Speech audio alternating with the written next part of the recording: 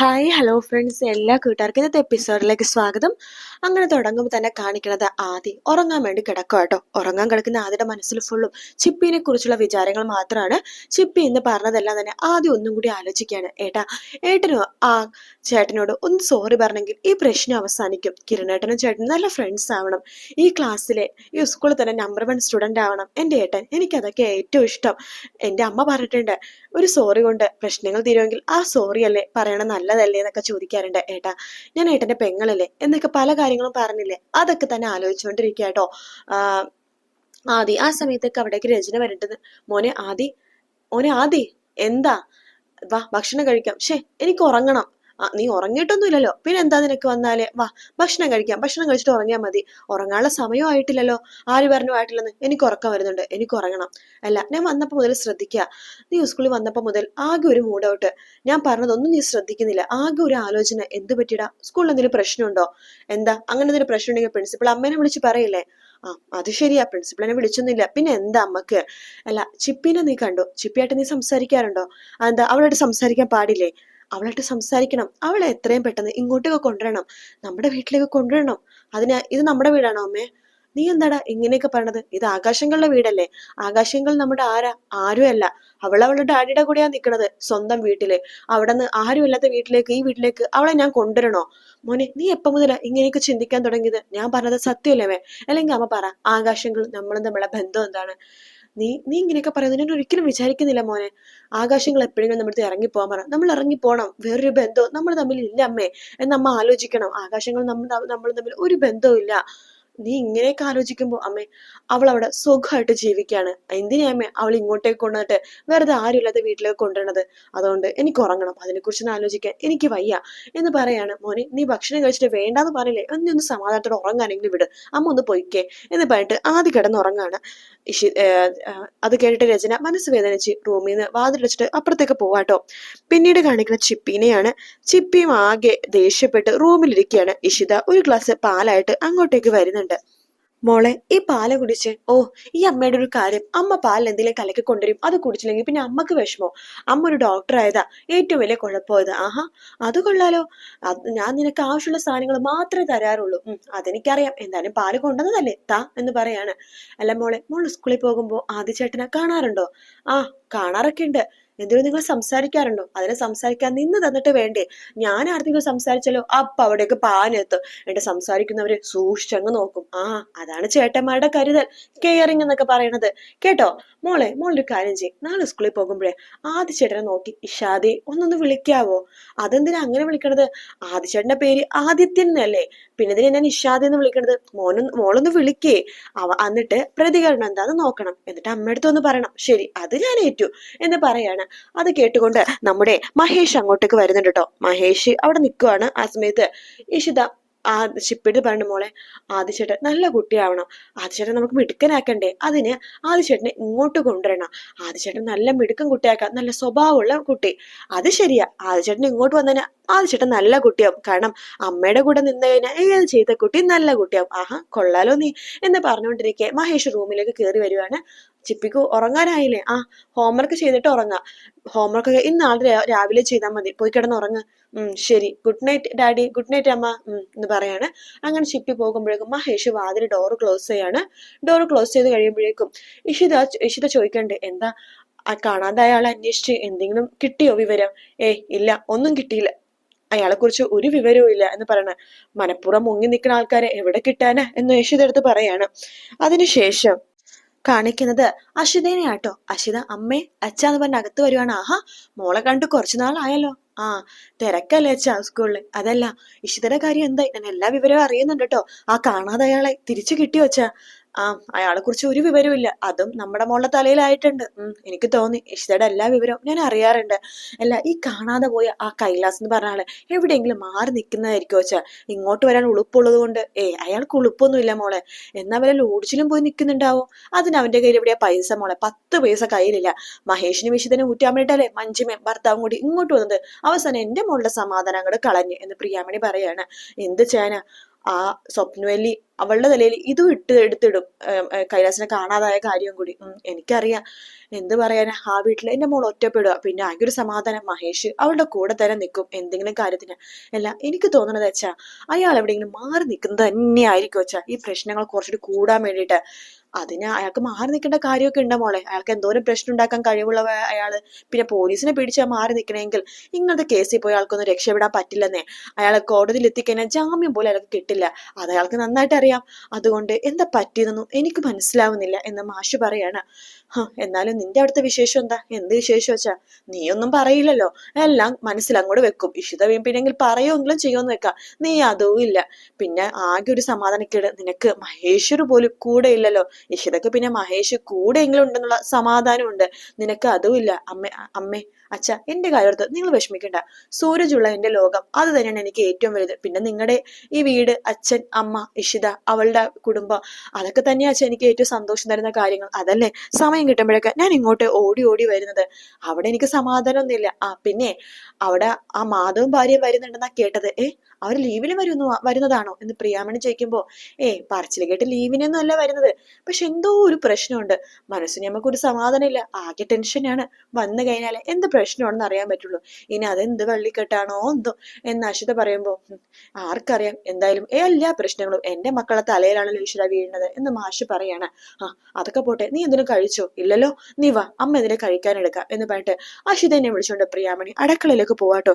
മാഷിനും എന്തൊക്കെയോ ഒരു ടെൻഷനൊക്കെ പോലെ ആവാണ്. പിന്നീട് കാണിക്കുന്നത് മഞ്ജുവിനെയാണ്. മഞ്ജു ഇങ്ങനെ കരഞ്ഞുകൊണ്ട് തന്നെ കട്ടിലിരിക്കുന്നുണ്ട്. സ്വപ്നവേലി തൊട്ടടുത്തുണ്ട്. സ്വപ്നവേലി ആണെന്നുണ്ടെങ്കിൽ രാമനാഥനെ വിളിച്ചുകൊണ്ടിരിക്കുകയാണ്. ഷോ, എത്ര വിളിച്ചിട്ട് നിന്റെ അച്ഛനെ കിട്ടുന്നില്ലല്ലോ മോളെ.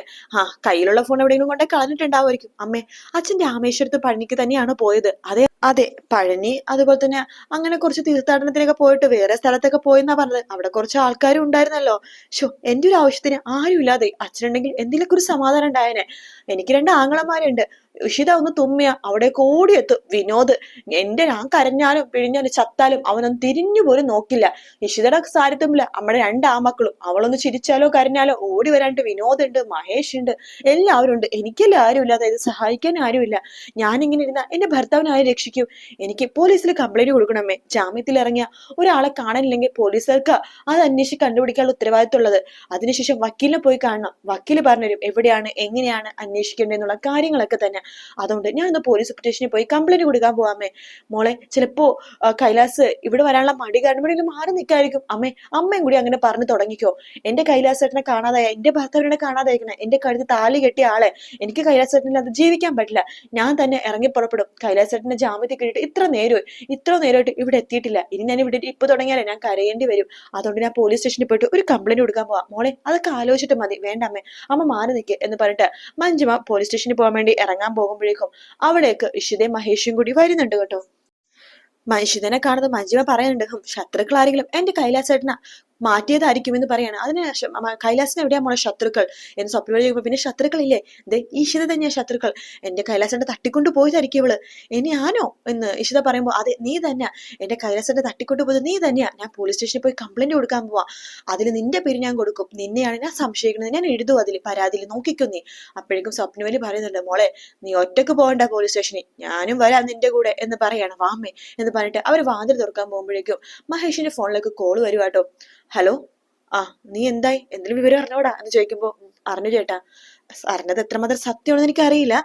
അത് കായലിൽ ഒരു ഡെഡ് ബോഡി വന്നിട്ടുണ്ട്. അത് കരക്കടിഞ്ഞാല് ആരാണെന്ന് വ്യക്തമായിട്ടുള്ള തിരിച്ചു കിട്ടുള്ളൂ. അതുകൊണ്ട് ഞാൻ അങ്ങോട്ടേക്ക് പോവാ. എന്റെ പ്രോഗ്രാമൊക്കെ ക്യാൻസൽ ചെയ്തിട്ട് ഞാൻ അവിടെ പോയിട്ട് ഏട്ടനെ ഞാൻ വിളിക്കാം. എന്തായാലും ഒരു ഡെഡ് ബോഡി പൊങ്ങിയിട്ടുണ്ട്. പോലീസൊക്കെ അങ്ങോട്ട് പോയിരിക്കുക. അത് കരക്ക് അടിഞ്ഞിട്ടില്ല ചേട്ടാ. ഞാൻ ഒന്ന് പോയി നോക്കിയിട്ട് ഏട്ടനെ വിളിക്കാം. ശരി എന്ന് പറഞ്ഞിട്ട് മഹേഷ് ഫോൺ വെക്കുവാണ്. അത് കേട്ടുകൊണ്ട് മഞ്ജിമയും സ്വപ്നവലിയും കൂടി അങ്ങോട്ടേക്ക് വരുന്നുണ്ട്. ഇഷിത ചോദിക്കുന്നുണ്ട്, എന്താ വിനോദ് പറഞ്ഞത് എന്ന് ചോദിക്കുകയാണ്. അത് ഞാൻ വന്നിട്ട് പറയാടോ. സ്വപ്നവലി പറയുന്നുണ്ട്, എടാ പറയടാ, വിനോദല്ലേ നിന്നെ വിളിച്ചത്, എന്താടാ അവൻ പറഞ്ഞത്? അമ്മ ഒന്ന് മാറിക്കേ. എടാ പറഞ്ഞിട്ട് പോയാൽ മതി വിനോദ് എന്താ പറഞ്ഞെന്ന്. വിനോദ് പറഞ്ഞത് എത്രമാത്രം സത്യം ഉണ്ടെന്ന് അറിയില്ലമ്മേ. അവൻ കേട്ട കാര്യം പറഞ്ഞതേ ഉള്ളൂ. എന്താ പറഞ്ഞെന്ന് പറയടാ.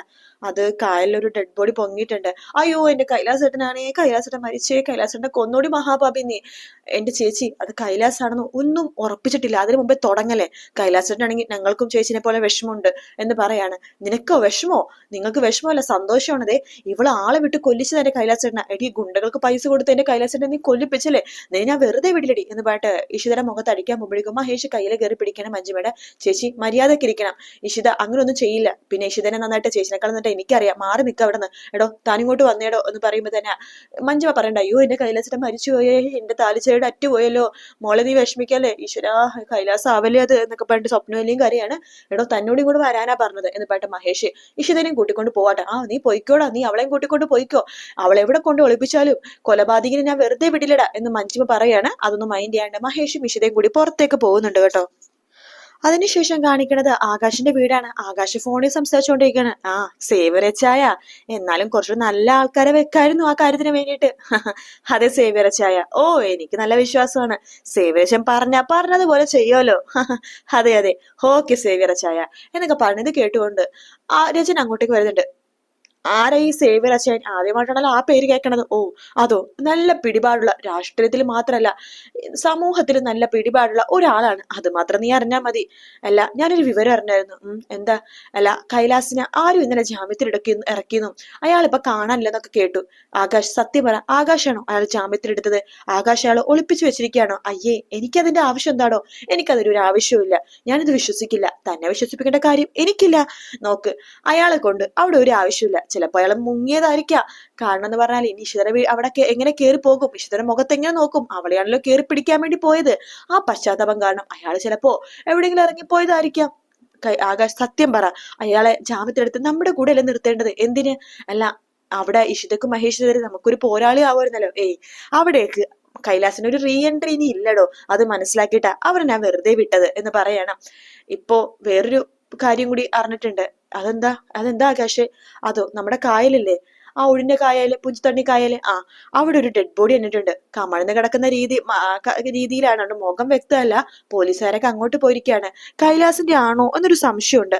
എന്തിനാ നിങ്ങളെ കൈലാസിനെ കൊന്നത്? ഞാനോ? എന്തൊക്കെയാ രചന നീ പറയണത്? എനിക്ക് മനസ്സിലായി, നിങ്ങൾ തന്നെയായിരിക്കും ആളെ വിട്ട് കൊന്നത്. എനിക്കതിന്റെ ഒരു ആവശ്യവും ഇല്ല. കൈലാസിന്റെ ഡെഡ് ബോഡി എന്നൊക്കെ ആൾക്കാർ പറയണത്.